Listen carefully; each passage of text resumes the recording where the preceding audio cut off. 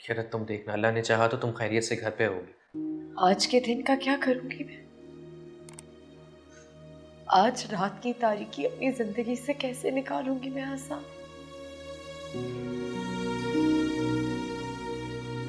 बाबा की शराफत पर लगा दाग धोने के लिए तो मेरी पूरी जिंदगी कम पड़ जाएगी। किरत प्लीज छोड़ो ये सब, तुम खाना खाओ। बाबा कैसे? बोलो ना। तुम भी ना बस बच्चों की तरह रोती रहना। तुम मेरा मजाक उड़ा रहे हो सब? मजाक नहीं उड़ा रहा बाबा, मैं सिर्फ इतना चाहता हूँ कि इस वक्त तुम कुछ भी मत सोचो, सिर्फ खाना खाओ और आराम करो। नहीं है साहब, मैं जब तक यहाँ से घर नहीं चली जाऊंगी मेरे हलक से निवाला तक नहीं उतरेगा। और आराम साहब, अभी तक तो सबको पता चल गया होगा ना?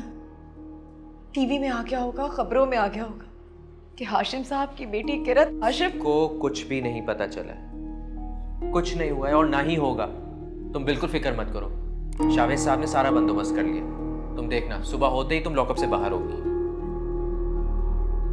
बाबा कभी ख्वाब में भी नहीं सोचा होगा कि उन्हें ये दिन देखना पड़ेगा। सारी गलती मेरी है। मुझे प्रिंसिपल ने कहा था, मगर मैंने नहीं सुना।